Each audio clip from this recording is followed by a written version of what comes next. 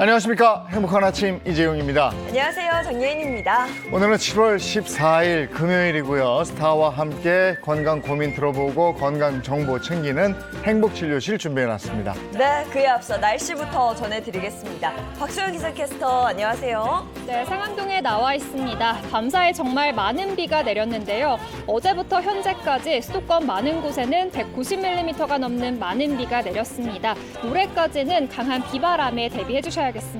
네, 오늘 날씨 어떤지 구체적으로 전해주세요. 네, 제가 서 있는 이곳 서울은 빗줄기가 강해졌다 약해졌다를 반복하고 있습니다. 강한 비구름대는 남동쪽으로 이동을 해서 충청과 남부에 호우특보가 발효 중인데요. 특히 전북 지역은 20에서 40mm의 매우 강한 비가 내리고 있습니다. 모레까지 경기 남부와 충청, 경북 북부에는 시간당 최대 80mm의 물폭탄이 쏟아질 수 있겠고요. 특히 충청과 전북 일부 지역은 내일 50에서 100mm의 물벼락이 예상됩니다. 내일까지 예상되는 비의 양은 충청권과 전북에 300mm 이상, 경북 북부 내륙에 250mm가 내리겠고요. 그 밖의 지역은 80에서 200mm가 내리겠습니다. 오늘 한낮에는 서울 26도, 광주 28도, 대구는 29도까지 오르겠습니다. 주말 날씨도 궁금하실 텐데요. 전국적으로 비 소식이 이어지는 가운데 일요일에는 중부지방이 오전부터 오후 사이 소강 상태를 보이는 곳이 많아 덥겠습니다. 해안가와 제주로는 강풍특보도 발효 중입니다. 이미 많은 비가 내린 터라 약한 비에도 비 피해가 우려되니까요. 비 피해 없도록 안전사고에 각별히 주의하셔야겠습니다. 지금까지 날씨 전해드렸습니다.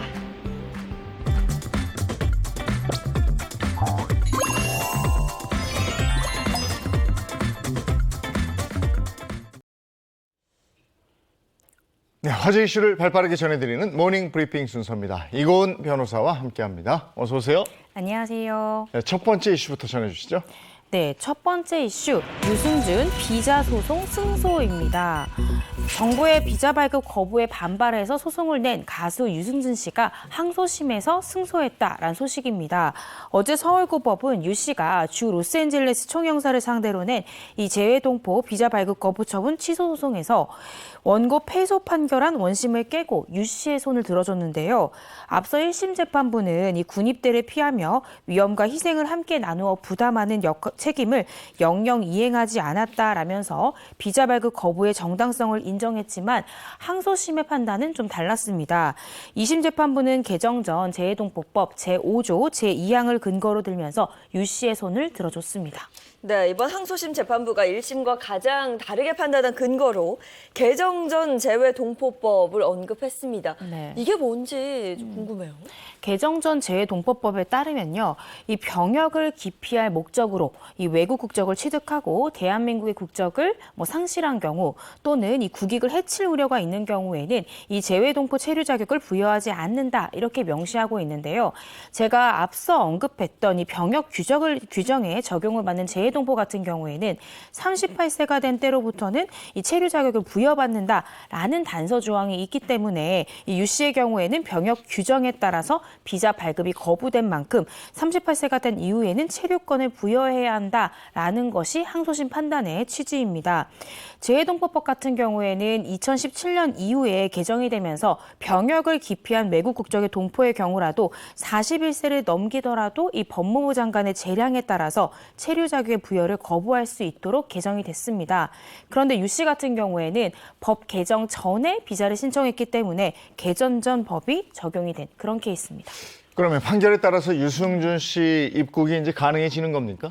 유 씨가 항소심에서 승소했지만 당장 대한민국 입국은 좀 어려울 것 같습니다.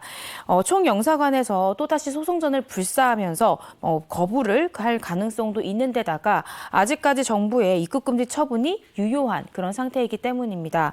뿐만 아니라 외교부는 이번 판결에 대해서 후속 이 법적 대응 여부에 대해 법무부 등 유관기관과 협의해 나가겠다 이렇게 밝히기도 했습니다. 유승준 씨가 과연 21년 만에 한국 땅을 밟을 수 있을지 이 부분은 조금 더 지켜봐야 되겠네요. 네. 다음 이슈 전해주시죠. 네, 다음 이슈, 끊이지 않는 먹튀 범죄입니다. 값을 치르지 않고 도망하는 이른바 먹튀 범죄가 기승을 부리고 있습니다. 그런데 이 중고거래 플랫폼에서 중고거래를 하는 도중에 먹튀를 하는 그런 사연이 공개가 됐습니다. 이 피해자 A씨는 지난 12일 오후 4시 24분쯤 중고거래 플랫폼을 통해서 한 남성에게 미개봉 아이폰을 판매하게 됐고 약속한 장소에서 만나게 됐다고 합니다. 그런데 이 30대로 추정되던 구매자 B씨는 제품을 확인하던 중에 갑자기 난데없이 가위를 찾았고 이 피해자가 가위를 찾으러 간 사이에 물건을 두고 그대로 도망가 버렸습니다. 그래서 A씨가 공개한 CCTV에는 검은색 마스크를 착용한 B씨의 모습과 그가 물건만 챙겨서 급히 뛰어가는 장면이 고스란히 담겼습니다. 아니 내가 어떤 물건을 구입하거나 혹은 뭐 식당에서 음식을 사 먹었을 때는 값을 치르는 건 당연한 일이거든요. 근데 요즘 이런 먹튀 범죄가 정말 많이 발생하고 있습니다. 심지어 이 가게 주인이 보는 앞에서 먹튀를 한 그런 사건도 있었다고요. 그렇습니다. 이 경기 용인에 위치한 한 옷가게에서 발생한 일인데요. 계좌이체로 옷값을 보냈다라고 속이고 옷만 그대로 들고 옷값 먹튀한 그런 사건까지 발생을 했습니다. 지난 12일 한 온라인 커뮤니티에는요. 용인의 한 옷가게 사장이다라고 밝힌 C씨의 글이 올라왔습니다. 이 C씨는 이 사진에 찍힌 두 여자 사기꾼들을 고발한다라면서 당시 상황이 담긴 CCTV 사진을 공개했는데요. C씨에 따르면 지난 5월 19일 오후 6시쯤에 이 여성 2명이 매장에 방문해서 약 15만 원 정도의 옷을 구매했다라고 합니다. 근데 이 C씨가 옷을 포장해주는 사이에 계좌로 옷 보냈어요, 옷값 보냈어요 이렇게 얘기를 하고 손님을 떠나보냈는데 손님이 떠난 뒤에 딱 확인해 보니까 계좌에 돈이 안 들어와 있었던 거죠. 그래서 이 사실을 뒤늦게 알고 C씨가 막 쫓아가 봤지만 이미 이 여성들 사라진 상태였고요. 경찰에 바로 신고했지만 이들의 신원을 특정하기가 굉장히 어려워서 추적에 난항을 겪고 있는 그런 상황이라고 합니다. 근데 얼굴 CCTV 다 나온 것 같은데 지금 모자이크 네. 처리했으니까. 얼굴만 있잖아요. 그러니까 얼굴만 있다 보니까 얼굴로는 신원을 특정할 수가 없고 뭐 카드 결제나 이런 걸 했다고 하면 그 카드 번호로 그 가입자 조회를 할 수 있는데 그것조차 안 되고 아무것도 남기지 않은 채로 도망가 버려서 그렇지. 저 얼굴은 우리가 공개하거나 이럴 수가 없으니까 그렇죠. 그게 또 있네. 네. 근데 장사 안 될 때 손님 들어오면 참 이게 상인들 입장에서 기분 좋은데 저게 저런 식으로 먹튀 손님이었다면 상인들 2번 죽이는 거거든요. 네. 야, 이거 저거 절대 안 되는 건데 자꾸 이런 일이 생깁니다. 자, 오늘 여기까지 해야 되는 건가요? 다음 이슈 있죠? 네. 세 번째 이슈 설명드리겠습니다. 실업급여 폐지 검토입니다. 국민의힘과 이 정부가 현재 최저임금의 80%인 실업급여의 하한선을 낮추거나 없애는 방안을 검토하겠다 이렇게 밝혔는데요. 이 또 실업급여 부정수급에 대한 특별 점검과 함께 허위로 구직 활동을 한 수급자에 대해서는 제재를 강화하기로 했습니다. 국민의힘 이 박대출 정책위 의장은 지난 12일 이 실업급여 제도 개선 민당정 공청회를 마친 뒤에 일하는 사람이 오히려 더 적게 받는 기형적인 현행 실업급여 제도가 바뀌어야 한다는 원칙에 뜻을 같이 했다라고 강조했습니다. 네, 오죽하면 이 실업급여를 두고 달콤한 보너스다라는 뜻으로 실업, 네. 달콤한 실업급여다 뭐 이런 말까지 나오고 있다고요. 맞습니다. 얼마나 달콤하면 실업 같다 이런 네. 말이 나왔을지. 실업급여 같은 경우에는 직전 평균 임금의 60%를 지급을 하지만 또 최저 어느 정도의 생계 그리고 구직 활동을 보장해야 되기 때문에 이 최저임금의 80%가 그 하한선으로 정해져 있습니다. 그러다 보니까 이 최저임금을 받고 일하면서 4대 보험 떼고 뭐 소득세 떼면 한 달에 실제 수령하는 돈은 한 달에 179만 9천 원을 받는데 실업급여를 받는 경우에는 최소 184만 7천 원으로 오히려 실업급여를 받는 경우가 더 많이 받는 이런 현상이 발생한다는 겁니다. 이런 역전 현상이 오히려 이 구직 의욕을 꺾는다면서 당정은 이 실업급여 하한액을 낮추거나 아예 하한선을 없애는 방안을 검토하기로 했습니다. 네. 이런 말을 하는 과정에서 또 약간 좀 속상하게 들리는 발언을 했어요? 네, 그렇습니다. 좀 논란이 되고 있는 네. 부분이요. 공청회에서 구직자에 대한 부정적인 발언이 이어져서 또 논란이 되고 있습니다. 조현주 고용노동부 이 서울지방고용노동청 실업급여 담당자는 이 공청회에서 퇴직하면 퇴사 처리하기 전에 센터에 이제 방문을 해서 실업급여를 신청하는데 실업급여 받는 분 중에 뭐 여성, 계약직, 청년들이 해외여행을 가거나 명품을 산다라는 발언을 한 겁니다. 그래서 이 같은 발언이 알려지자 이 SNS와 온라인 커뮤니티에는 또 비판들이 쏟아졌습니다.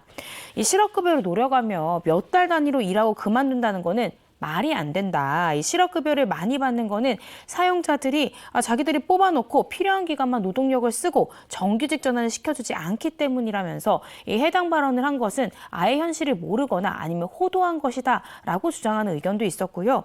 또 다른 의견은 실업급여를 나라에서 공짜로 주는 것이 아니다. 내가 일해서 내는 고용보험이 근간이다라면서 구직자가 실업급여를 받는 것은 당연한 권리다라는 의견도 나왔습니다. 어쨌든 무슨 말의 취지가 뭔지는 알겠는데 네. 이게 말할 때 그 뉘앙스의 차이라든지 그 누구를 또 특정해서 이렇게 하는 건 듣는 사람이 거북할 수 있기 때문에 공직에 계시는 분들은 그런 거는 좀 더 이제 심사숙고해서 말하는 네. 그런 게 필요하지 않나 싶습니다. 자, 오늘 모닝 브리핑 여기까지 하겠습니다. 이고은 변호사와 함께했습니다. 고맙습니다. 고맙습니다.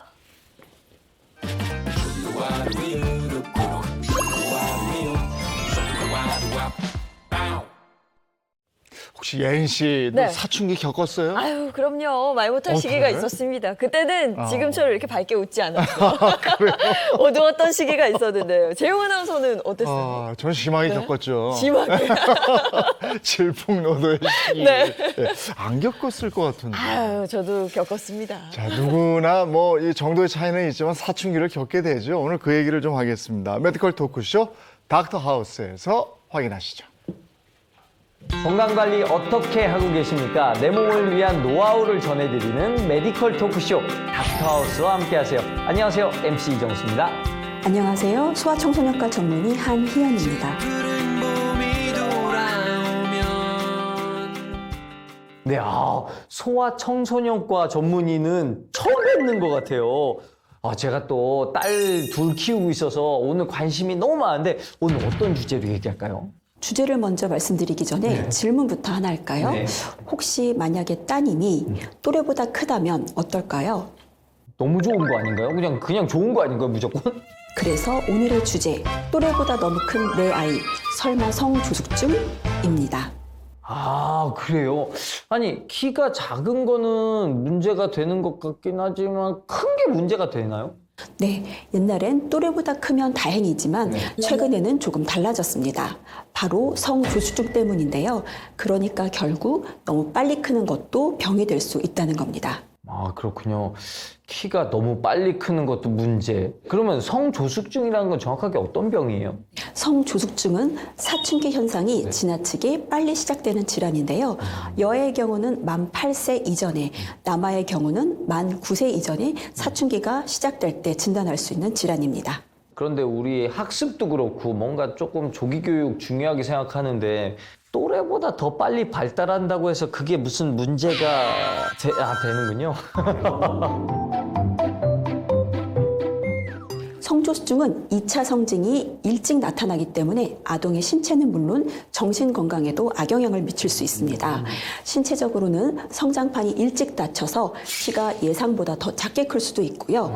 여의 경우는 가슴이 커지고 조기 초경이 나타나는 등 급격한 신체 변화를 소아가 받아들일 수 없기 때문에 우울증, 청소년 비행, 성 관련 문제로도 이어지기도 합니다. 실제로 성 발달에 대한 기본적인 교육이 되지 않은 초등학교 2학년 여아가 갑자기 생리를 시작하게 되어 생리대 착용이나 뒤처리 등의 곤란을 겪어 찾아오기도 했고요.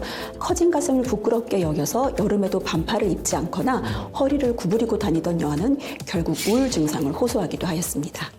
이게 단지 성조숙증만의 문제가 아니고 복합적인 여러 가지 문제가 생길 수가 있네요. 네. 그러면 이 성조숙증을 앓는 친구들이 많이 있어요?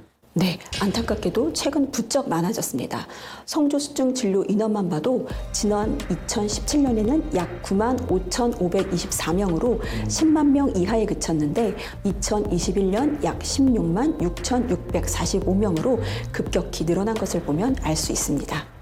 정말 많이 늘어났네요. 그러면 성조숙증이 도대체 왜 생기는 겁니까? 성조숙증은 유전적 요인, 환경적 요인, 영양 상태 등 다양한 원인이 작용하는데요.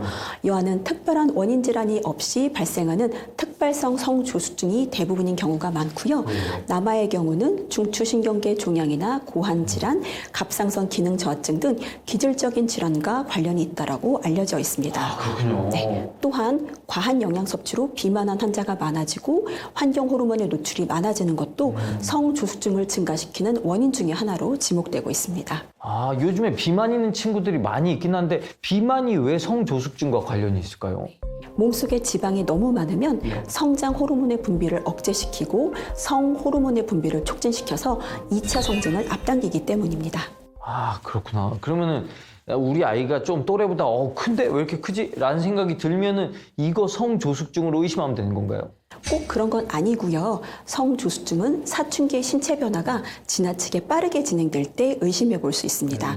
성장이 또래보다 지나치게 빠르게 진행하거나 뼈 나이가 자기 나이에 비해서 진행되는 경우, 또 여아의 경우는 만 8세 이전에 가슴이 발달하거나 남아의 경우는 만 9세 이전에 고환이 커지는 경우 가까운 소아청소년과를 찾으시기를 부탁드립니다.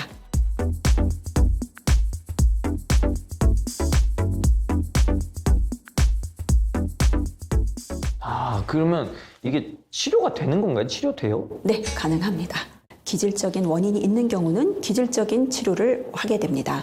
특발성 성조숙증의 경우는 사춘기를 지연시키는 치료를 하게 되는데요. 성조숙증을 억제하는 호르몬 주사를 4주 간격이나 3개월 간격으로 맞기도 합니다. 그 과정에서 키 발달이 지나치게 지연되는 경우는 성장 호르몬 치료를 병행할 수도 있습니다. 아, 이게 또 성조숙증을 치료하다 보면 또 성장이 또 안 될 수도 있어서 이걸 또 같이 병행해서 해야 되는군요. 네, 그렇습니다. 알겠습니다. 근데 이게 또 치료도 치료지만 예방이 중요하단 말이죠. 어떻게 하면 예방을 할 수 있을까요? 균형 잡힌 영양 섭취와 규칙적인 운동, 충분한 수면을 통해 비만이 되지 않도록 주의해야 하며 인스턴트 식품 섭취라든가 일회용품 사용을 최소함으로써 환경 호르몬의 노출을 최대한 되지 않도록 노력을 해야 됩니다. 그리고 마지막으로 제가 꼭 드리고 싶은 말씀은 아, 뭔가요? 어린 나이에 사춘기를 겪게 되면 우리 아이들이 굉장히 당황하고 힘들 수가 있거든요. 이때 부모의 역할이 중요한데요. 모두 겪을 것을 좀 더 빨리 겪는 것뿐이며 다른 것일 뿐 틀린 것이 아니라는 걸 꼭 이해시켜 주시면 좋겠습니다.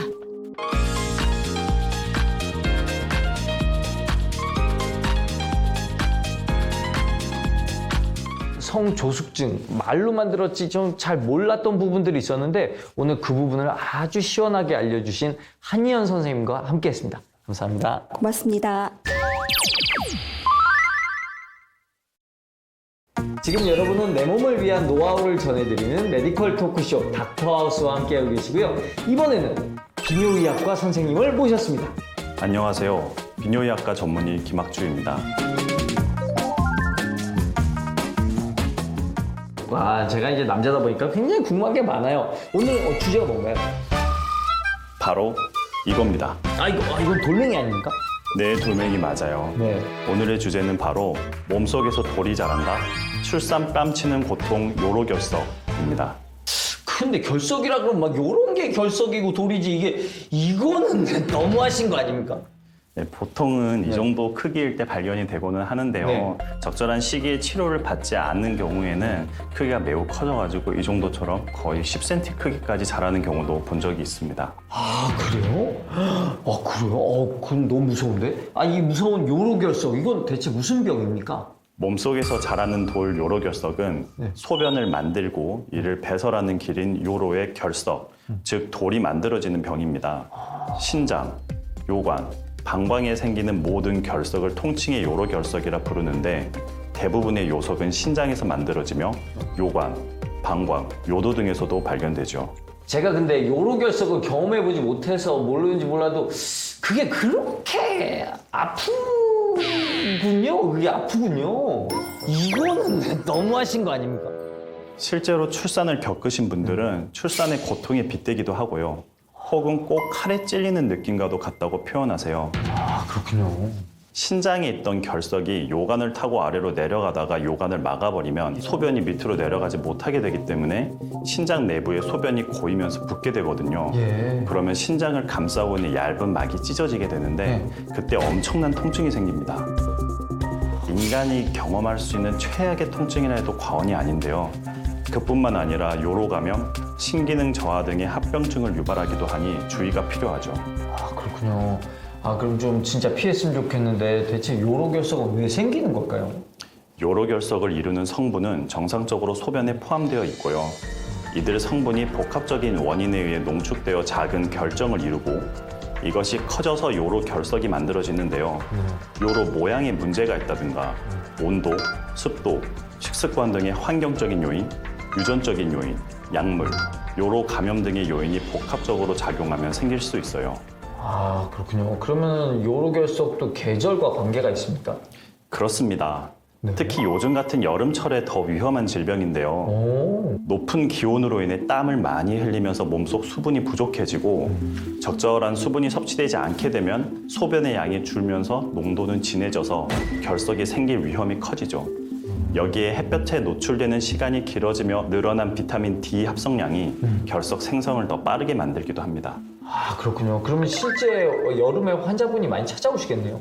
통계만 봐도 확실히 그런 경향이 있습니다. 예. 2021년 기준 월별 요로결석 진료 환자 수를 살펴보면 6월부터 8월까지 약 40%가 넘어요. 다시 말해 요로결석 환자 10명 중 4명은 여름에 생긴다는 거죠. 그러면 이게 증상을 딱 보고 요로결석이구나 이렇게 딱 짐작을 해야 될 텐데 요로결석인지 어떻게 하면 의심할 수 있나요? 요로결석의 대표적인 증상은 통증입니다. 아. 요관에 결석이 걸린 경우 한쪽 옆구리에서 심한 통증이 시작하여 몇 분간 또는 몇 시간 지속되다가 멈추고 또다시 반복되는 특징이 있고요. 구역질, 구토, 설사 등의 증상이 함께 나타나는 경우가 많은데 결석 때문에 요관이 막히면 신장이 붓게 된다고 말씀드렸죠. 신장이 이렇게 붓게 되면 장 마비가 동반되는 경우가 흔합니다. 장이 운동을 안 하고 멈춰버리기 때문에 그러한 증상들이 나타나죠. 제 친구 중에서도 이게 요로결석이었는지 혈뇨를 보는 친구들이 있었거든요. 그것도 요로결석의 증상인가요? 그렇습니다. 통증 외에도 혈뇨가 생길 수 있는데 네. 이제 결석이 날카로운 표면이 요로 내부의 점막을 긁게 되면은 이제 피가 나면서 소변이 빨갛게 나올 수 있게 되니 알아두십시오. 또 얘기만 들어도 막 떨리네요. 아니, 그럼 이게 증상에 따라서 치료법이 다른가요? 크기가 작은 요로결석은 별다른 치료를 안 해도 소변과 함께 자연스럽게 빠지기도 합니다. 하지만 통증이 심한 경우나 신장 기능의 저하가 우려되는 경우, 자연 배출 가능성이 낮아 보이는 경우에는 적극적으로 요석을 제거하는 치료를 하게 되고요. 만약 결석과 함께 세균 감염이 동반되면 몸살 기운이나 고열, 오한 등의 증상이 나타나기도 하는데요. 이때는 빨리 요폐를 해결하고 항생제 투여를 해야 합니다. 그렇지 않으면 폐혈증이 와서 목숨까지 위협할 수도 있거든요. 아, 이게 목숨까지 위협할 수 있다니까 정말 큰 병인 것 같은데 그럼 예방을 해야 되거든요. 어떻게 하면 예방할 수 있을까요? 요로결석은 재발률이 상당히 높습니다. 네. 그렇기 때문에 이미 요로결석을 겪은 경험이 있다면 발병 위험이 높은 여름철 수분 섭취량을 늘리고 식이 조절에 신경을 써야 합니다. 또 염분 섭취는 줄이고 과다한 육류 섭취를 자제하는 게 예방에 도움되고요. 네. 또한 땅콩과 견과류 등 수산이 많은 음식은 적게 먹고 적정 체중을 유지하는 것도 중요합니다.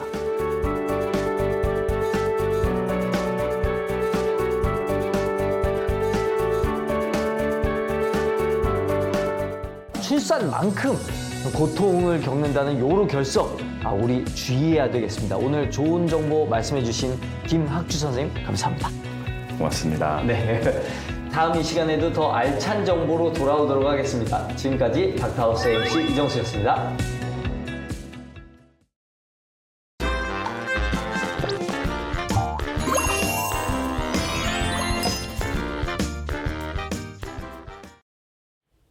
네, 지금부터는 건강 정보 챙겨보겠습니다. 행복진료실 문 열죠. 네, 든든한 행복 주치의 선생님들부터 소개해드리겠습니다. 서동주 흉부외과 전문의, 김대환 혈관외과 전문의, 모사은 한의학 박사 함께합니다. 안녕하세요. 반갑습니다. 네, 반갑습니다. 그리고 식품생명공학 최윤환 박사님도 함께합니다. 어서 오세요. 네, 안녕하세요. 그리고 오늘 특별한 스타 손님이 이 자리에 초대되어 있습니다. 바로 소개해드리겠습니다. 이현영 씨 어서 오세요. 네, 안녕하세요. 안녕하세요. 반갑습니다. 반갑습니다. 반갑습니다. 방송인 이현영입니다. 네. 아, 오늘 또 빨갛게, 예? 강렬하게. 네. 예. 아유, 계속 더 젊어지시는 것 같아요. 그게 이제 좀 감추려는 그 비법이 좀 생기다 보니까 이것도 그렇고요. 아무래도 이제 나이가 드는 거는 어쩔 수 없잖아요. 네. 그럼에도 조금이라도 관리하고 노력을 하면 그 모습이 또 좋아 보이고 더 환해졌다? 네, 밝아졌다 네. 이런 얘기를 많이 하는 맞아. 것 같아요. 환해졌다가 맞는 것 같아요. 그래요. 아니 근데 우리 저희 또 중학교 동창들 있잖아요. 또 우리 중학교 동창들 여자애들 보면은 옛날에 젊었을 때는 그래도 야 너 이뻐졌다, 환해졌다 이런 말 하는 게 그래도 먹히기라도 했는데 요즘은 양심가책사 그런 말을 할 수가 없거든요. 그런데도 지금도 유지하고 계시다는 거는 비법이 있긴 있는 것 같아요. 그러니까요. 늘 뭐 꾸준히 관리하시고 이현정 씨 뭐 외모도 외모지만 보면 그 밝은 에너지가 그래, 그게 느껴져서 보는 사람도 너무 기분이 좋아지거든요. 감사해요. 근데 사실 뭐 특별한 비법은 아니에요. 네. 저는 요즘에 이제 관리란 거를 하면서 느끼는 점이 평생 내가 할 수 있는 걸 하자라고 생각했을 때 이제 제가 지킬 수 있는 걸 하고 있거든요. 네. 한 기초대사량 올리려고 1년 넘게 헬스를 했었어요. 근데 지금 이제 첫째가 고1이 되고 둘째가 중1이 되고 셋째가 초1이 됐어요. 아, 111. 네, 그래서 올해 이렇게 바쁠 수가 할 정도로 너무 바빠서 제가 헬스를 못 다니게 되니까 그럼 내가 할 수 있는 게 뭐가 있을까 생각했더니 아이들 등교시키고 그 산책길이 있는데요. 그 공복 유산소를 하는 게 좋겠다 해서 아침에 40분씩 꾸준히 지킨 지 얼마 안 됐지만 하고 있습니다. 야, 그래도 111을 엄마인데 표정이 저렇게 밝고 맑아요. 그러니까. 그냥 해탈을 했다고 해야 되나? 애들이 속을 안 새기는 모양이에요. 네, 아유 뭐 아니, 그래도 생각만 해도 어떤 입장에서 333 되면 어떻게 될지. 그건 또 생각 못 했는데 333. 그 일이 또 남았네요. 그러네, 333으로 갈 수 있는 거네. 그렇죠. 그러네요. 334학년으로 보니까. 지금 좋은 거였네요. 오, 축하합니다. 아유, 네. 오늘 주제가 뭔지 확인하고 본격적으로 얘기 나누죠. 주제요. 네, 행복진료실 오늘의 주제입니다. 노화 브레이크, 노화 시계를 되돌려라입니다. 노화 브레이크. 야, 이거 주제 마음에 드는데. 마음에 들어요? 왜? 아, 예인 씨는 잘 모르겠지만 네. 진짜 좀 멈춰줬으면 좋겠어요. 요 상태 맞아. 정도에서 멈춰줬으면 좋겠고. 브레이크 다 밟... 아니야, 요 상태 아니라 조금 전 상태에서 조금 오긴 했는데 이현영 씨도 아직은 이런 심정은 모르죠? 아니 근데 저도 이제 좀 있으면 앞자리가 또 바뀌는 시점이 이제 되다 보니까 뭐 다른 곳은 뭐 어떻게든 좀 뭐 메이크업을 한다든지 감출 수가 있는데 제가 네. 손을 볼 때 내가 나이가 들었구나 늙어가는구나를 좀 느끼는 것 같아요. 맞아요. 네. 그러니까 우리가 이제 일반적으로 집에서 내 얼굴 볼 때는 그래도 매일매일 보니까 뭔가 좀 그래도 유지가 되는 것 같은데 1년에 한 번 내지 2년에 한 번 있는 동창회 가서 딱 보면 갑자기 애들이 확 늙었어. 그럴 때마다 생각하죠. 진짜 노화 브레이크 갖고 싶다. 갖고 싶다. 아, 근데 저는 늘 느끼는데 저희 행복한 집 식구들 다 동안이거든요. 이재호 아나운서도 굉장한 동안인데. 맞아요. 저는 젊었을 때 건늙었었거든요. 아니 그래도 네. 이 생체 시계라는 게 있어요. 그러니까 예전에는 뭘 먹고 돌아서면 배고팠잖아요. 네. 근데 지금 배고프는 걸 별로 못 느껴요.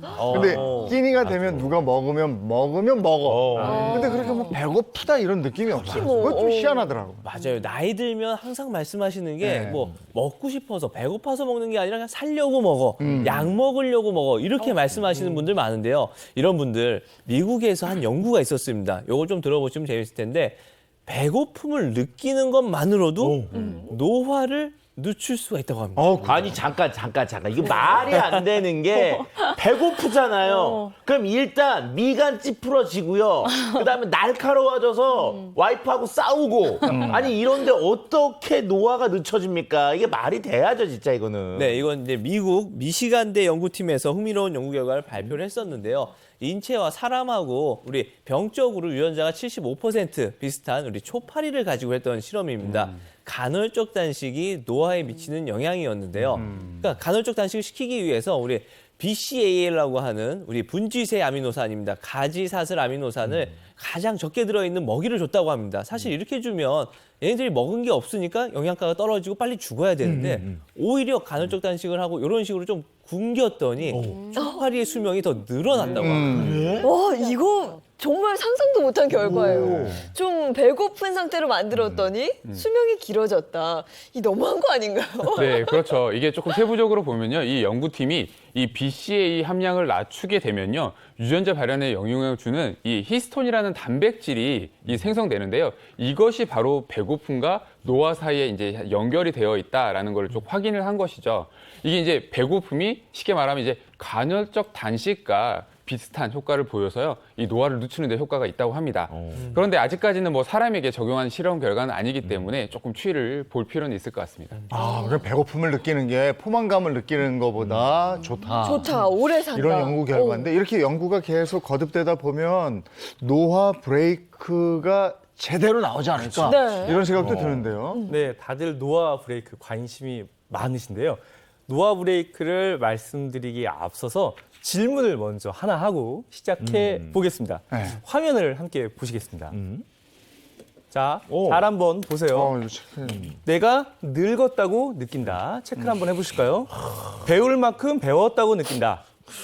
이 나이에 라고 말한다.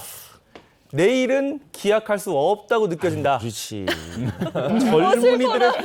젊은이들의 활동에 관심이 별로 없다. 그럼, 아유. 그리고 듣는 것보다 말하는 게 너무 좋아. 말하는 게 좋다. 그리고 말하는 게 좋았던 라떼는 한때가 그리워진다. 이렇게 문항을 준비해 봤는데요. 몇 개 정도 체크되는지 한번 얘기를 들려주실까요? 어떠세요? 야. 지금 찰난 박사님 계속 공감하면서 야. 꽤 많이 체크했거든요. 와. 만점에서 조금 빠졌어. 아유, 참네. 뭐뭐 체크돼 있어요? 저요 다 하고요. 맨 마지막에 좋았던 시절을 그리워한다. 그거 빼고. 지금도 좋아서 그립긴 한데 그래서 난 다 좋았던 안에서 시절. 6.5개. 네. 어. 이은영 씨는요? 저는 3개인데 아하. 내일을 기약할 수 없다는 거는 앞일을 모르니까 그렇지. 그렇게 아. 생각하고 그리고 예전에는 제가 듣는 걸 좋아했거든요. 확실히 요즘은 제가 말하는 거를 더 좋아하는 시점을 오면서 내가 이제 아줌마가 됐구나 이런 생각했고 그리고 좋았던 시절은 뭐 저도 지금은 좋은데 그래도 그 시절이 또 그립더라고요. 저도 한 3-4개 정도 돼요. 예. 너 뭐예요? 그러니까 이 나이에. 이 나이에라고는 가끔 말하고 이 나이에 내일을 기약할 수 없다고 좋았던 시절을 그리워한다. 그다음에 젊은이들의 활동에 크게 관심은 없다. 한 4개? 네. 저는 뭐 젊은이니까 저는 하나. 네, 듣기보다 말하는 것이죠. 이건 그냥 직업적인 네. 이렇게 돼 있습니다. 자, 지금 다들 체크한 항목을 보여주셨는데요. 약간 좀 적기를 바랐는데 이게 무슨 항목이냐면요. 바로 노인에 대한 정의입니다. 그래요? 독특하죠? 노인에 대한 노인에 대한 정의? 이게 뭐야? 그러면 어떻게 이 몇 개가 나와야 노인이라는 이제 거예요? 3개 정도 이상이면 노인 같다라고 노인이요? 말씀드렸는데 우리 이렇게 다 노인인 거예요? 잠깐만 지금 진짜요? 여기 3명 다 노인인 거예요 지금? 자, 자세한 얘기를 한번 해드려 보겠습니다.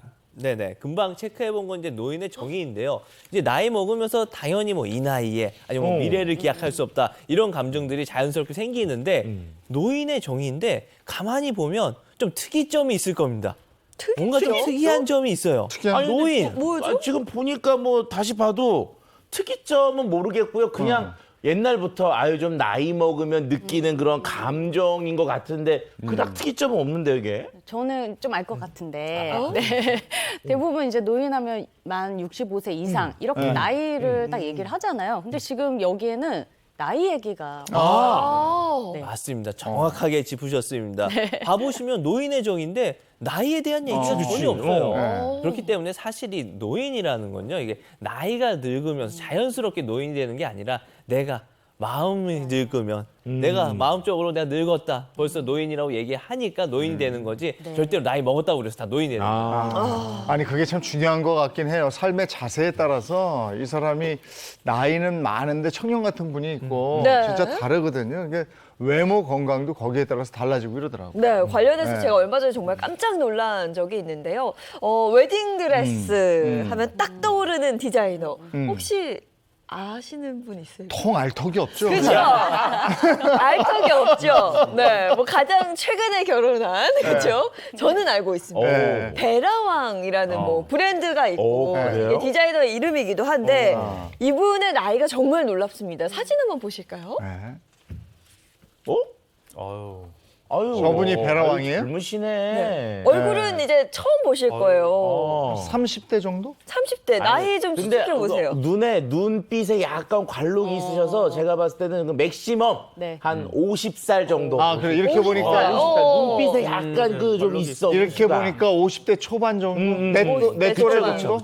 많이 먹으면 내 또래. 일단 제 동생. 동생. 근데 그 정도면 제가 그렇게 깜짝 놀랐다는 표현을 하지 않았겠죠. 그 정도도 깜짝 놀란 거 아니에요? 놀랄 준비하세요. 저분의 나이가 74세라고. 잠깐 저 뭐라고요? 74세라고요? 네, 74세라고 합니다. 베라왕이라는 저 양반 74세. 네, 디자이너의 나이가 믿기지 않죠. 얘 노릇이면 고위가 넘은 거잖아요, 지금 이게. 와, 진짜 관리 잘했네. 근데 저도 처음에 놀랐는데 뭐 워낙 유명하시니까 진짜 저분처럼 나이 들고 싶다 이런 생각 평소에 많이 했었죠. 네, 이 많은 분들이 아마 롤모델이 되셨을 것 같은데요. 이 배랑의 이 평소 이게 남다른 젊은 유지 비법들이 너무 궁금해서 질문들이 많이 빗발쳤다고 합니다. 그래서 그녀는 이제 그렇게 이제 비결을 대답을 했다고 하는데요. 바로 숙면을 취하고 그리고 꾸준히 일하는 것이 몸을 건강하게 젊게 유지하는 것이라고 한다고 합니다. 역시. 그래서 실제로 이 베라왕 같은 경우는 여전히 왕성하게 디자이너 활동을 하고 계시죠. 실제 2018년 포브스 선정 미국에서 가장 부유한 여성 명단에서 34위를 하게 됐다.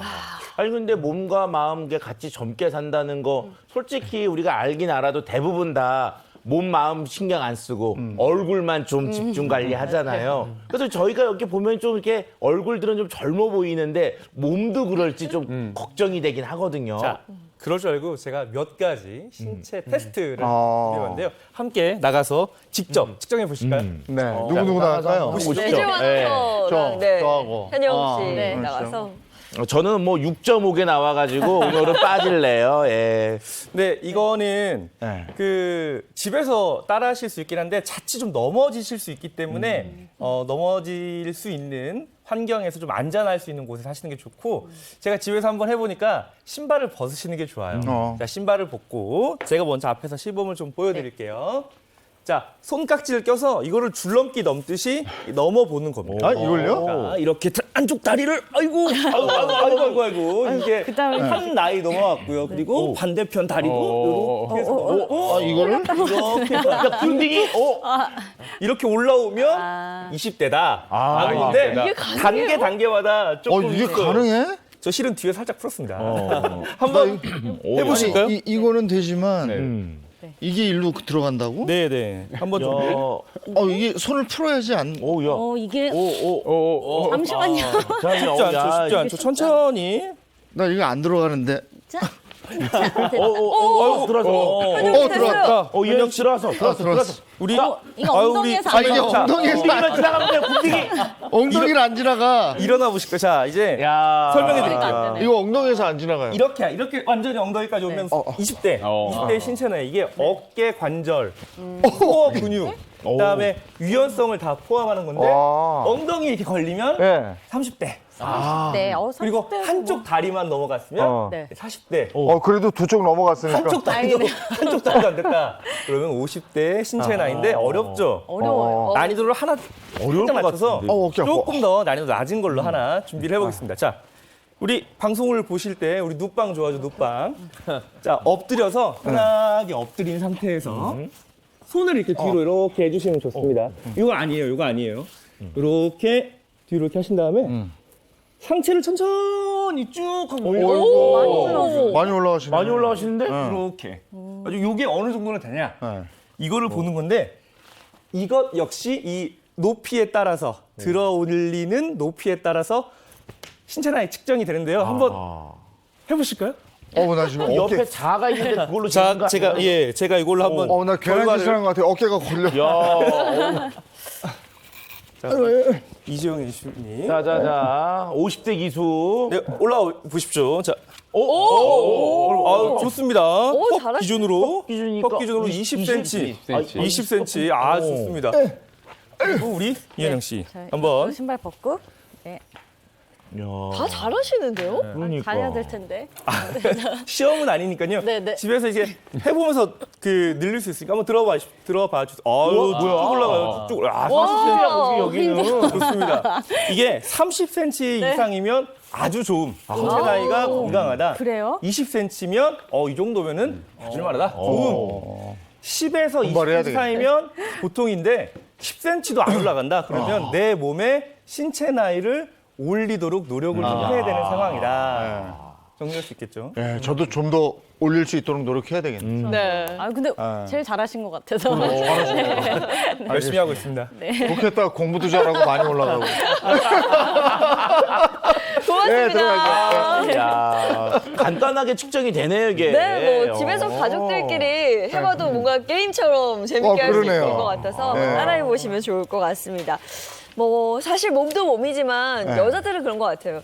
거울을 딱 봤는데 주름이 좀 늘었다거나 피부가 좀 많이 상했다거나 그러면 아 내가 좀 나이 들었나 보다 이런 생각을 하게 되는 것 같거든요.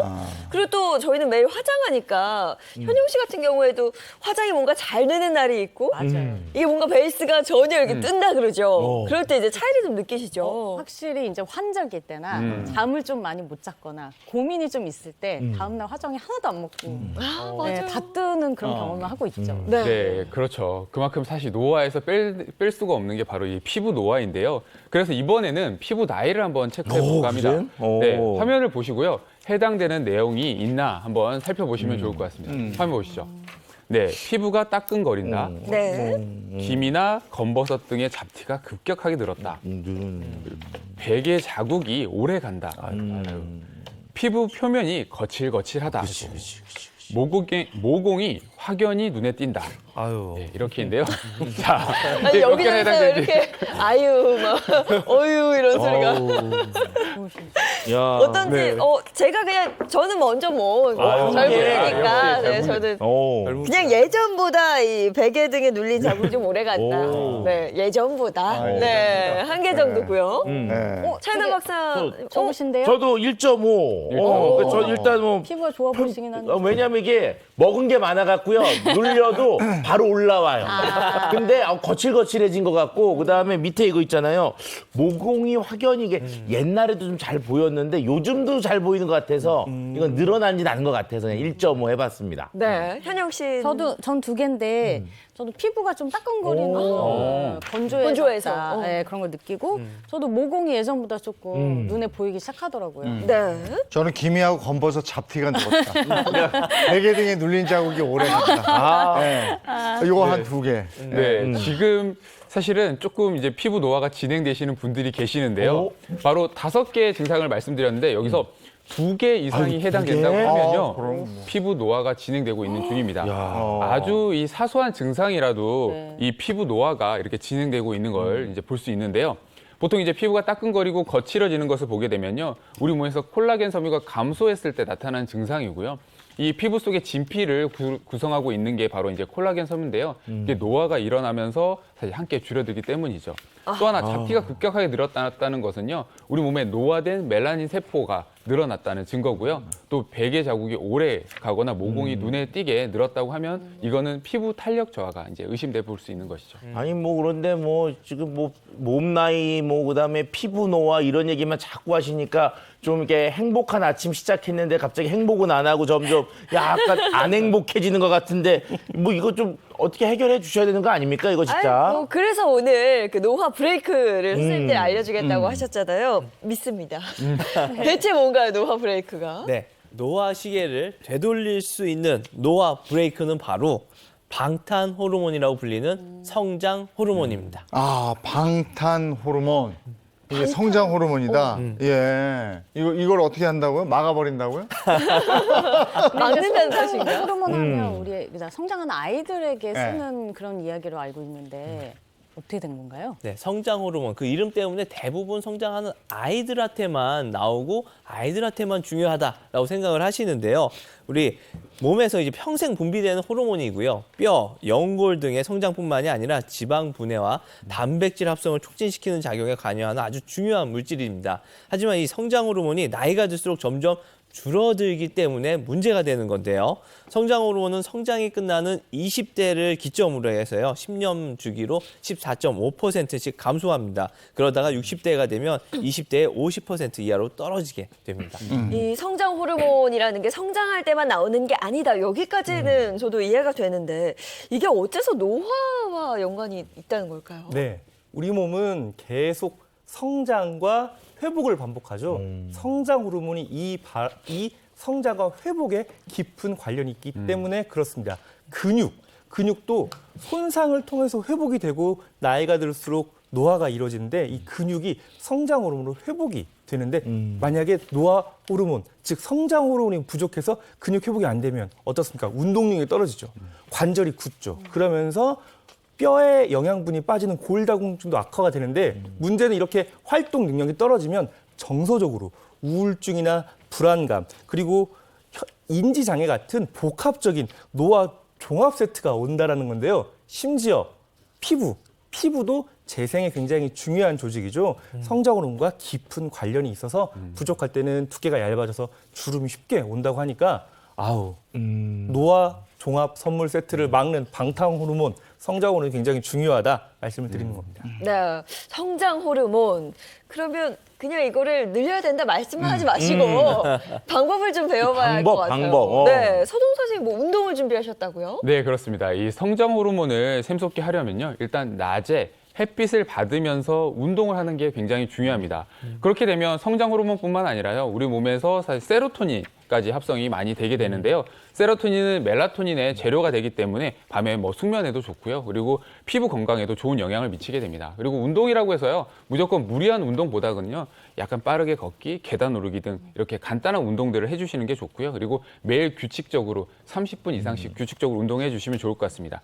그렇게 되면 특히 근육 운동을 하게 되면 성장 호르몬이 많이 나올 수 있기 때문에 네, 오늘은 집에서 할 수 있는 간단한 이 근력 운동을 소개해 드리려고 합니다. 네. 나오셔서 같이 해보시죠. 제가 한번 네, 앞에서 나가서 배워보도록 배우고 오시죠. 저는 간단한 운동 굉장히 네, 좋아합니다. 간단한 운동 소개하는 게 제일 운동 좋습니다. 간단해야죠. 우리 네. 장애인 아나운서가 하면 다 할 수 있어요. 맞아요. 네. 먼저요, 하는 운동이 크게 어려운 건 아니고요. 먼저 이제 기본적으로 스트레칭을 해야 되겠잖아요. 간단한 이제 약간 체조 형식의 네. 스트레칭을 해보려고 하겠습니다. 먼저 어깨 넓이만큼 다리를 좀 벌리고요. 네, 조금 부딪힐 수 있으니까 약간만 떨어지면 좋을 것 같습니다. 어깨 넓이만큼 한 다음에 넓이만큼 벌린 다음에요. 다리를 앞으로 가면서 구부릴 겁니다. 이렇게 구부릴 건데 이 뭐라고 하는데 런지랑 런지 비슷하게 자세죠. 네. 구부릴 텐데요. 그때 팔을 위로 만세 동작으로 쭉 뻗어줄 거예요. 동시에 쭉. 그래서 가슴이랑 등이랑 같이 쭉 늘려준다 생각하시고 해주시면 돼요. 어깨랑 되게 시원하죠, 지금? 네, 시원해요. 가슴을 쭉 편다고 생각하시고 하시면 됩니다. 네. 아니, 시원하고 그렇긴 한데 이거- 힘든데요? 만세 같아, 만세. 네, 와. 약간 런지 동작 같이 들어가니까 네. 조금 힘들 수도 있습니다. 근데 네. 팔을 쭉 펴준다고 생각하시고 해주시면 되고요.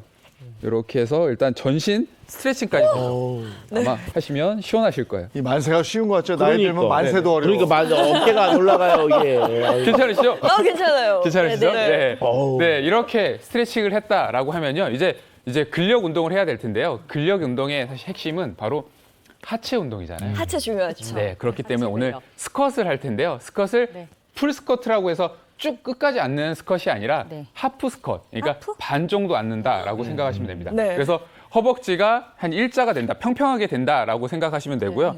일단 똑같이 비슷하게 어깨 넓이만큼 이제 다리를 벌린 상태에서요. 네. 발끝은 한 15도, 20도 정도 약간 바깥쪽으로 가시는 게 좋습니다. 네. 그래서 이렇게. 팔을 앞으로 나란히 해서 균형을 좀 잡을게요. 균형을 잡아서 쭉 앉아줄 텐데요. 엉덩이를 조금 뒤로 빼면서 엉덩이가 조금 뒤로 빠진다, 아래쪽으로 당겨진다라고 생각하시면서 쭉 내려가니까 지금 그러니까 잠깐만요. 지금 하는 것처럼 자세히 우리 그래요. 그러니까 중요한 게 어. 지금 이게 네. 우리 무릎이 안쪽으로 말리면 안쪽으로 안 돼요. 말리면 안쪽으로 말리면 안 되고 오히려 바깥쪽으로 조금 빠진다고 생각하시면서 내려가셔야 돼요. 근데 이게 이현영 씨는 자세가 지금 좋아요. 많이 했어요. 그래서 내려갈 때 숨을 크게 들여 마시면서 복부에 힘을 주면서 내려가시면 좀 나으실 거예요. 힘을 주고 쭉 내려갔다가 네. 다시 내쉬면서 올라올게요. 네. 이현영 씨는 자, 많이 해보실래요, 한 한번? 거구나. 그러니까 이게 잘된 뇌와 잘못된 뇌를 동시에 보고 있습니다. 동시에 보고 있습니다. 지금 보면 하물며 지금 아니 어떻게 힐을 구두 신고 하셔. 저렇게 잘하지? 오, 야. 그래서 틈틈이 해주시면 되는데 네. 지금 자세가 지금 계속 안쪽으로 말리죠. 네. 그래서 약간 의도적으로 밖으로 조금 나가려고 노력하시는 게 좋습니다. 그래야지 허벅지랑 엉덩이에 힘을 줄 수 있어요. 그래서 올라올 때 엉덩이를 약간 조여준다고 생각하시고 아, 네. 하시면 네. 엉덩이랑 하체 근력 운동에 굉장히 도움이 되죠. 네, 간단한 운동 잘 간단했습니다. 배워봤습니다. 네, 고맙습니다, 선생님. 와, 이거 아프네요. 예인 씨는 이거 5개만 더 했으면 다리 후달리고. 그러니까. 계단 못 올라요, 오늘. 5개 더 했으면. 노화를 막자 이런 얘기하고 있는데 근데 네. 이게 우리가 나이가 들수록 경험치라는 게 있고 또 이렇게 멋있는 노년들을 우리가 만날 수 있거든요. 그래서 요즘에는 웰 에이징이 대세다 이런 얘기도 하잖아요. 네, 우리가 노화를 방지하자고 얘기는 했지만 실은 나이가 드는 걸 막을 수는 없죠. 실은 막을 수는 없습니다. 그래서 나이를 잘, 웰 에이징이라는 말 그대로 건강하게, 아름답게 나이 드는 걸 받아들인다는 게 굉장히 중요한데요. 이런 관점이 굉장히 중요한 게 왜 그러냐면 신체적, 정서적, 그리고 사회적 활동을 유지한 채로 나이가 드는 건 인간의 존엄성을 지킬 수 있을 뿐더러 늙어가는 것을 자연스럽게 받아들면서 신체적 리듬, 마음의 또 평안을 함께 가져다 주기 때문에 활력이 넘치는 노후를 막기 위해서 굉장히 중요한 개념이죠. 그렇지만 건강한 생체 나이를 확인하실 필요는 반드시 있습니다. 생체 나이. 생체 나이요? 그냥 나이가 아니라 생체 나이? 이게 뭔가요? 생체 나이는 일단 주민등록상의 나이에서 이제 더 나아가서 개인의 건강 상태와 노화 정도를 평가한 생물학적 나이를 뜻하는 것입니다. 우리 생체 나이에 반영되는 신체 기능에는 체력, 체형, 대사, 혈관, 심폐, 신장, 관절, 면역 등이 모두 포함이 되고요. 이러한 기능별로 나이를 측정을 해갖고 기능별 나이를 종합한 생체 나이를 산출해서 실제 나이와 비교를 하고 실제 나이보다 젊어야 당연히 좋은 거겠죠. 네. 그럼 생체 나이도 노화와 연관이 있는 거겠네요. 네, 맞습니다. 이 노화 속도가 빠르면, 즉 나이가 들수록 우리가 맨날 얘기하는 고지혈증이나 당뇨나 그다음에 고혈압 같은 만성 질환에 쉽게 노출이 될 수 있고요. 당연히 노화로 인한 만성 질환 그리고 만성 질환에 의한 사망률이 올라갈 수밖에 없기 때문에 내 건강 상태를 정확히 파악하는 게 굉장히 중요합니다. 우리 흔히 건강검진 많이 받으시죠. 나 건강검진상 아무런 문제가 없었어. 하지만 그럼에도 불구하고 컨디션이 좀 저하되어 있다. 뭔가 내 기능이 좀 떨어져 있다고 느끼면 간단한 검사로도 생체 나이를 확인할 수 있기 때문에 한 번 정도 확인하시는 것도 좋겠습니다. 네, 생체 나이를 늦춰서 몸속까지 젊음을 유지하는 게 굉장히 중요할 것 같습니다. 근데 사실 당장 노화가 나타나는 게 이 피부거든요. 피부 고민을 오늘 좀 해결할 수 있었으면 좋겠는데요. 피부도 굉장히 중요합니다. 실제로 뭐 주름 같은 거 고민 저요. 많으시죠? 네. 그 요즘에 뭐 눈가주름 웃을 때 그리고 팔자주름 이 두 가지가 아주 신경이 많이 쓰이죠. 네. 여성분들 사실 주름 때문에 고민이 제일 많으신데요. 제가 이 자리에서 간단하게 매일매일 이미 하고 계시는데 주름 빨리 없앨 수 있는 방법을 알려드리도록 하겠습니다. 네. 잠시만 좀 앞에 나오시겠어요? 좀 주름을 많이 나가죠. 네. 근데 이현영 씨는 주름이 별로 없어서. 아닙니다. 저도 아니 가까이서 봐도 진짜 네. 주름이 없으세요. 그러니까. 근데 그래요? 평소 관리가 잘 되고 있어서 그런 것 같은데 사실 여성분들 나이 먹으면서 제일 많이 말씀하시는 게 결국에는 뭐 눈가에 주름이 맞아요. 많았다, 팔자주름이 네, 많았다 네. 이건데 간단하게 없앨 수 있는 방법이고요. 매일매일 실천하기도 쉬운 방법들입니다.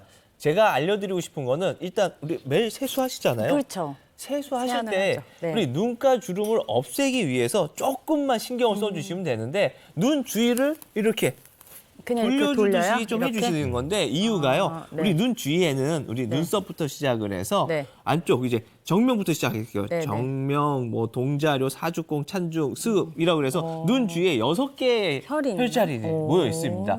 이 혈자리들을 계속 이렇게 마사지를 해주신다고 그러면은 눈도 맑아지게 되고요. 또 눈가에 생기는 주름 예방 및 주름이 생겼을 때도 이걸 좀 탄탄하게 만드는 데도 효과가 있습니다. 네. 그리고 그 다음으로 여성분들이 가장 나이 먹으면서 좀 아쉬워하고 없앴으면 하는 게 바로 이 팔자주름이잖아요. 그렇죠, 팔자. 네. 팔자주름을 없앨 수 있는 방법은 딱 2가지 혈자리만 자극을 해주시면 되는데요.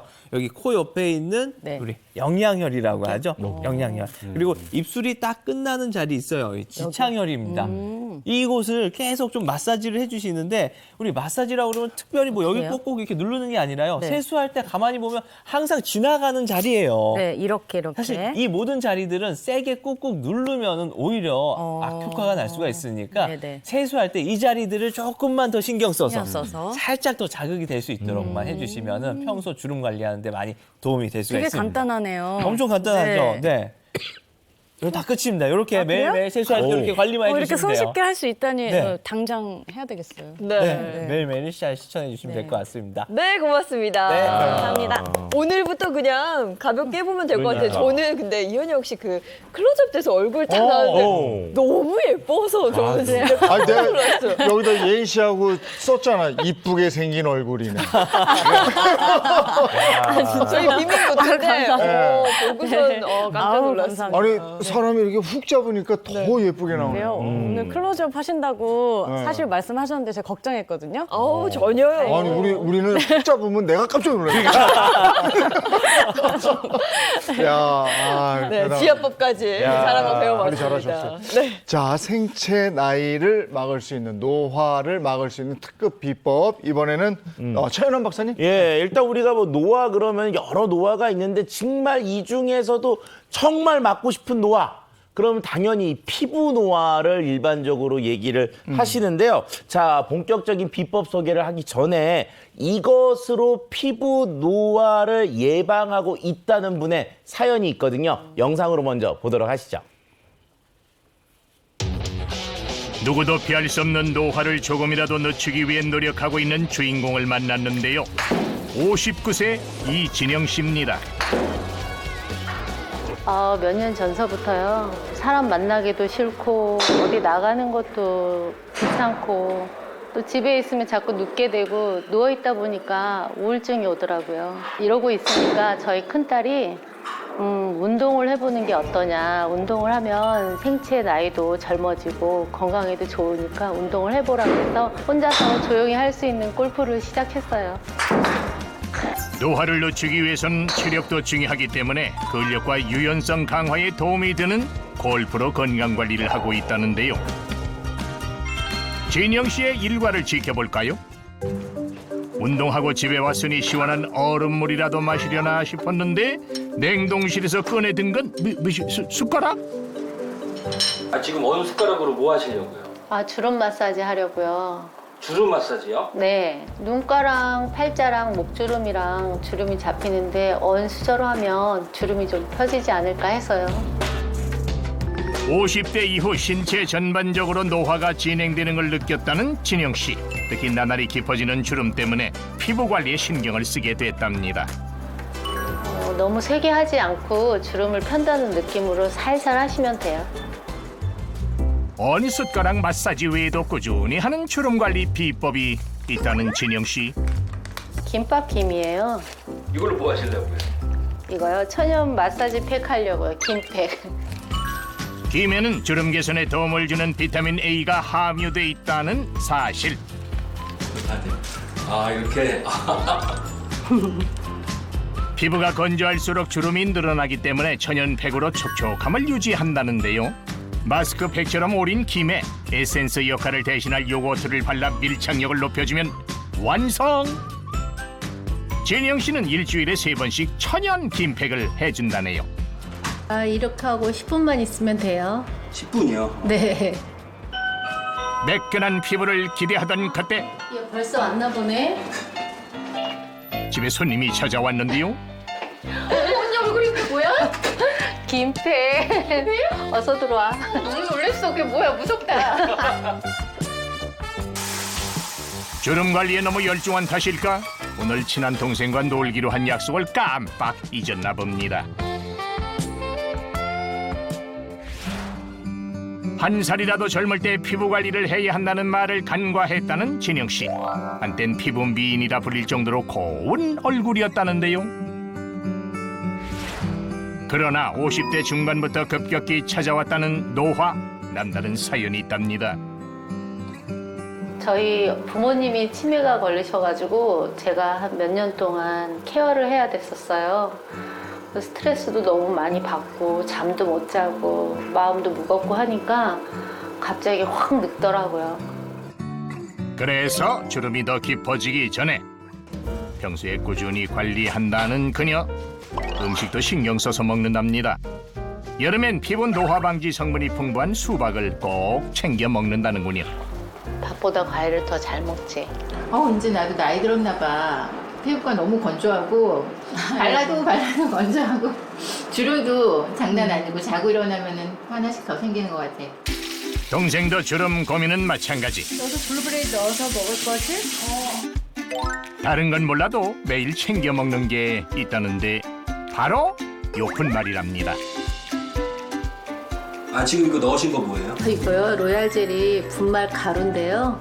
노화 방지에 좋다 그래서 먹고 있어요. 여왕벌의 먹이로 잘 알려진 로열 젤리는 어린 일벌이 분비하는 우유빛 물질인데요. 로열 젤리 속 특정 성분이 피부 주름을 개선하는 데 도움이 된다는 사실. 그래서 요거트나 샐러드와 함께 매일 챙겨 먹는다고 하네요. 확실히 피부 미인은 먹는 것도 틀리구나. 피부 노화를 예방하고 생체의 나이를 젊게 유지하려는 진영 씨의 노력은 여기서 끝이 아닙니다. 동생과 함께 도착한 곳은 다름 아닌 찜질방이었는데요. 평범한 찜질방이 아니다. 뜨겁게 달궈진 참수채 열기를 느낄 수 있는 숯가마 찜질방이란 말씀이요. 불 좀 봐요. 불꽃이 막 올라와요. 어머. 이열치열 열은 열로 다스린다. 무더위를 이겨내기 위해 숯가마 찜질방을 찾아왔다는데요. 뜨겁지 않고 시원해요. 아우! 보기만 해도 온몸이 뜨거워지는 기분입니다. 이렇게 찜질방에서 땀을 흠뻑 흘리고 나면 피부에 죽은 각질과 노폐물이 땀과 함께 배출돼 매끈한 피부를 만들 수 있답니다. 피부 속 노폐물도 날리고 스트레스도 없애지는데 이만한 데가 없어요. 땀 좀 나세요? 어때요 지금? 땀이 이제 슬슬 나기 시작하는데요. 시원해. 잠깐 앉아 있었는데 땀이 콸콸콸! 기분이 어떠십니까? 몸이 가벼워지는 것 같아, 땀 빼니까. 그러나 뭐든지 과요불급. 적당히 즐기고 나오는 게 좋은데요. 땀 뺐더니 배고프네, 그지? 단백질도 보충하고. 역시 땀 쫙 빼고 먹는 삶은 달걀과 식혜 한 모금이 최고지. 시원해. 맛있어. 친한 동생이랑 같이 찜질방에 와서 스트레스도 해소하고 그동안 쌓인 노폐물도 다 날려버리니까 너무 몸이 가벼워지고 마음도 가벼워진 것 같아서 좋았어요. 꾸준한 관리로 건강한 내일을 꿈꾸는 진영 씨. 제가 내년이면 60이거든요. 인생 이막을 좀 더 행복하고 즐겁고 보람되고 제가 손주가 둘이 있는데 그 아이들한테 좋은 할머니로서 기억에 남을 수 있는 중년, 노년을 보내고 싶은 게 제 꿈이고 바람입니다. 즐겁고 행복했어, 그지? 우리 앞으로 정말 건강하자. 알겠어, 언니. 짠! 언제나 청춘이고 싶은 마음은 누구나 품고 있을 텐데요. 한번 시작된 노화를 늦추기 위해선 관리가 필수란 사실 꼭 기억하세요. 네, 화면 봤고요. 이제 노화를 늦출 수 있는 특급 비법을 살펴보도록 하겠습니다. 차윤환 박사님한테 배워볼 건데 화면 주시죠.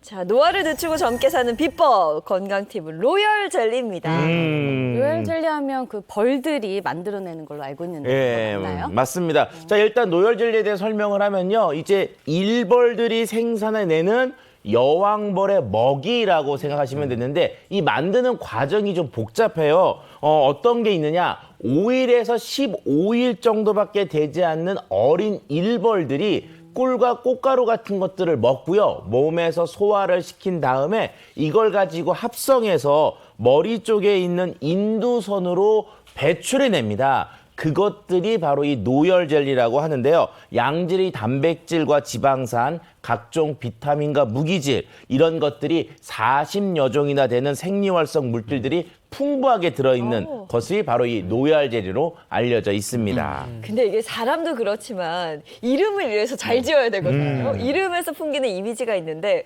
로열 젤리라고 하면 뭔가 굉장히 고급스럽고 아, 그렇죠. 느낌이 좀 달라요. 실제로 이 노열과 연관이 있어야지만 노열을 붙이는 경우가 많은데 영국 왕실이 사랑했던 건강식 중에 하나가 바로 이 노열 젤리라고 할 수 있습니다. 최근에 서거하신 96세에 돌아가신 영국 여왕이었던 엘리자베스 2세, 그다음에 철의 여인이라고 알려져 있는 마가렛 대처 수상, 이런 분들의 젊음의 비결이 바로 이 노열 젤리라고 알려져 있고요. 또 노열 젤리 효능과 관련되어 있는 또 일화가 하나 있는데요.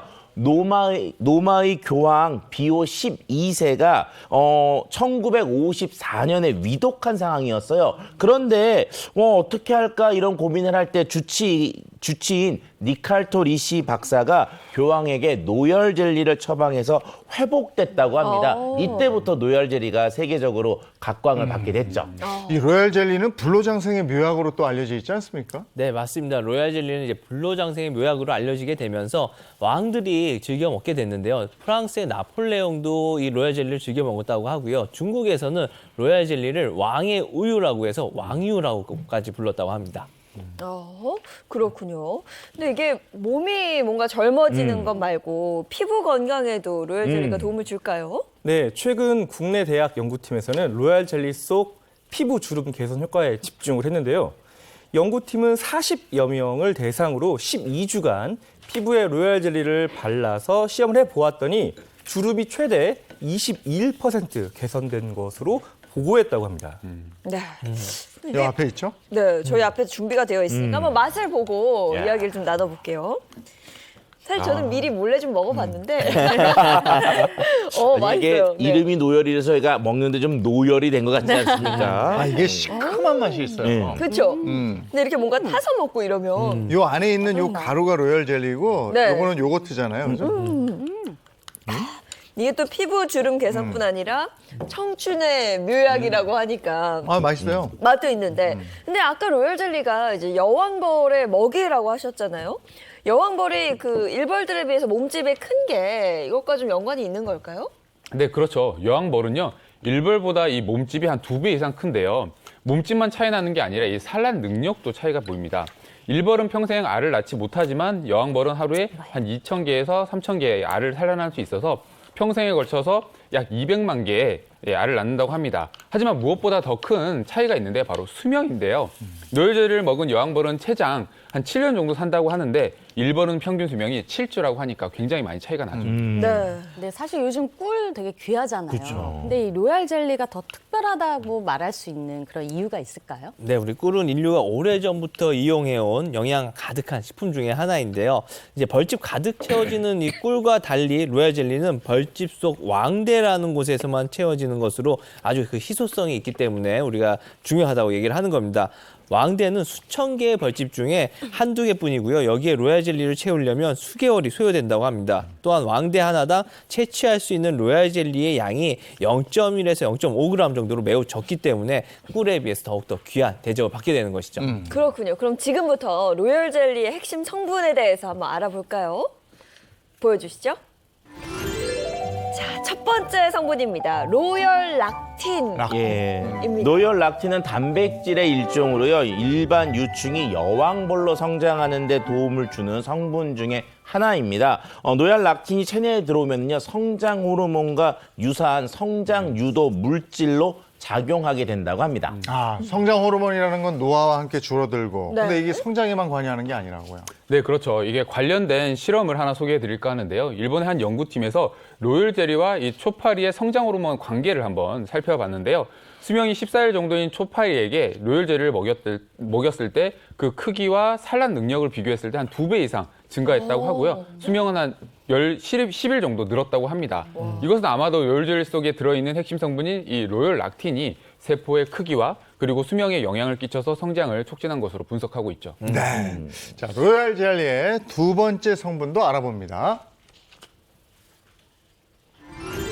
두 번째 성분, 하이드록시 데센산?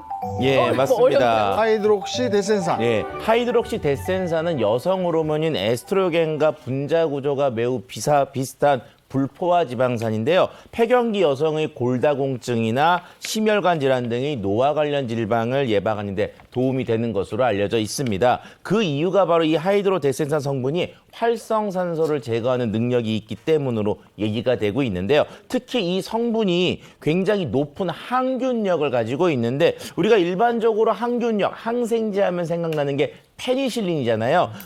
한 연구에 따르면 하이드록시 데센산 성분이 황색 포도상구균과 대장균에 대해서 페니실린보다도 더 높은 항균력을 보인다고 합니다. 네, 섭취할 때 주의사항도 있을 텐데요. 네, 꽃가루나 꿀 알레르기가 있는 분들은 섭취할 때 주의가 필요하고요. 임산부와 수유부는 주치의와 상담 후 섭취를 권하고 싶습니다. 알겠습니다. 오늘 노화 예방 비법에 대해서 집중적으로 알아봤습니다. 함께해 주신 이현영 씨 고맙습니다. 고맙습니다. 네, 고맙습니다.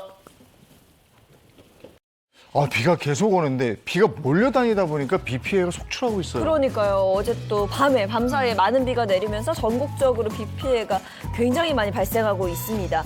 주말까지도 비가 계속해서 내린다고 하니까요. 안전사고 나지 않도록 주의하시는 게 좋겠습니다. 좋은 하루 보내시고요. 저희는 다음 주 월요일 아침 7시 30분에 돌아오겠습니다. 행복한 아침, 행복한 하루, 그리고 행복한 주말 보내십시오. 고맙습니다. 고맙습니다.